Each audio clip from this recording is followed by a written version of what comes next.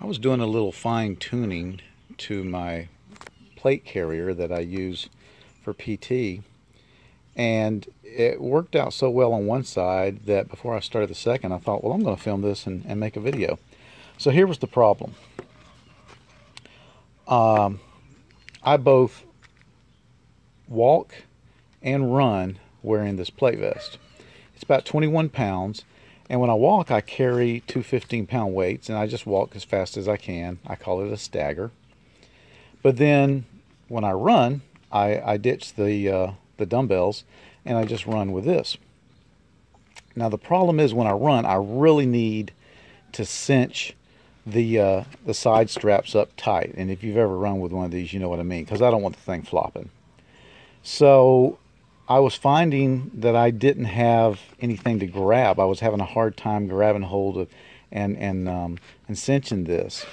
So I decided I wanted to put some sort of cord or something to increase my grab. So I had the wife pick up at Hobby Lobby or Joann's or one of those sewing places a large eyelet kit, which a large eyelet kit is basically a small grommet kit. It looks like the same thing, a little cheaper maybe. And so she did. That's that. And I've put the grommet or the eyelet in at the end of my pull strap, and then I've run some paracord through it, and I think it's going to work well. I now have that grab I need. But I just thought I'd show you, as I did the second one, how well it worked.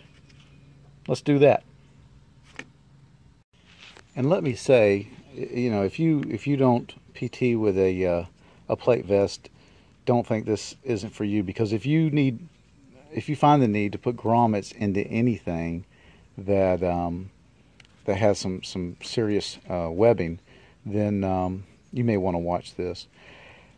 And I know what you're thinking. You're thinking, oh boy, that's silver. You know, that just ruins my tactical.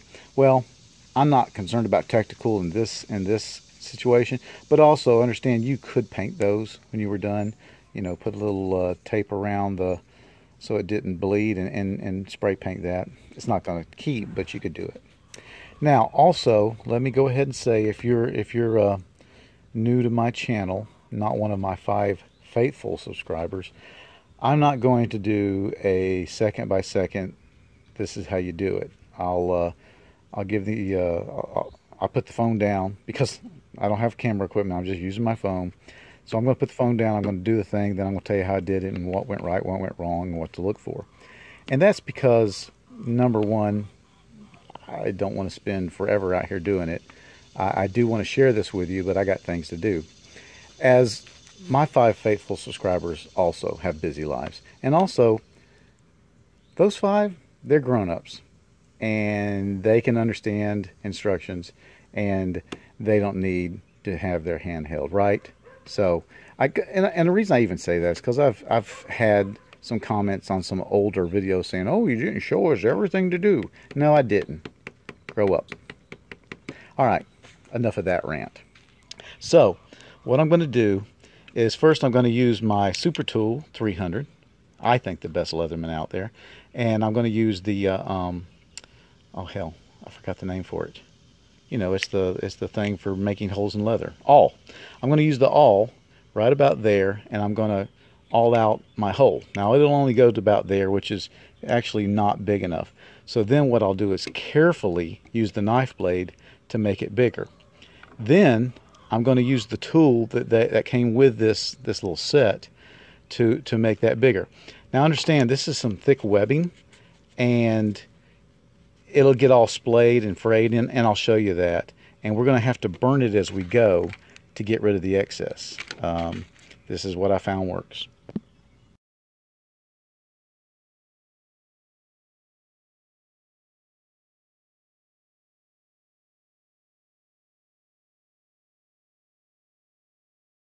So now I'm using the tool that came with the little eyelet kit to push through, and then I'm using my small Leatherman. This is turning into a Leatherman commercial. to cut off all the excess, and then using the lighter to burn off the excess that I can't cut off. And what I'm doing is I'm doing that, then I'm turning it and doing it from the other side so that I can slowly get a hole big enough for this piece to go into. This is the male. There's a male and a female piece, and you can see that one's got a little higher collar than that one. And if you've ever done grommets, you know that's how that works. So I've got to get this piece in there so that it is free of all the little shreds and pieces of material from the cut. Alright, so once you feel like you've got that hole clean enough that you get some neck coming through, and I'm working it. I've worked it with my thumbnail, and I'm working it with a knife also, a knife blade, to get that neck showing through. And once you get enough of that, then you'll be ready to hammer the eyelet together, the male and the female.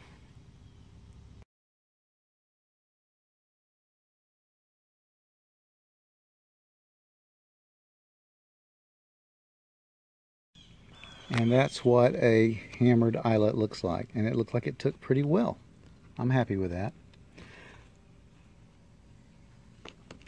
Yeah, I'm happy with that. So the next thing I'm doing is just running the paracord through the eyelet, and then as you can see in this final one, I'll tighten it down some and then tie it off there, and then up here burn it off. And now I've got something I can grab with my thumb or my finger and really wrench on to get it to work correctly. Alright, and I'm done. I'm pretty happy with both sides. I think it's going to work well. Also, I've changed the layout on my plate vest. You may recall I had one of those large admin pouches from Condor on here, and it I don't know, it just seemed like overkill. So I played around, and I put a 6 magazine pouch on here, and in the 2 outside pouches I have the 1 pound sandbags, got 4 of those. And then on the back here I just took a grenade pouch, and I have a 3 pound steel shot weight bag, you know, that you use for scuba diving, and I've kind of secured that on there, and that works out good. That brings me up, I just added these 2 here, so that brings me up to about 23 pounds. But what was happening is it was the front was riding up when I did my calisthenics, and I was getting that part of the plate in my chin. I didn't like that, so I'd rather it hang more on this end. And then I have a light that I throw on there because I do most of my PT before dawn, and you know, don't want to get you know, mainly it's just so other people can see me. There's not a lot of people out there, but there are a few, and also vehicles. The garbage truck comes that time of day. I want the cops to see me because it's on base and it's over by the general's house, and I ain't trying to not be seen, if you know what I mean. All right, so that worked out pretty good, and I'm happy with it. And if you've got some sort of issue, you've been thinking about doing the same thing, I think that's going to work. I don't think it's going to put undue stress on the strap and damage it. And if it does, I'll let you know that too. Thanks for watching.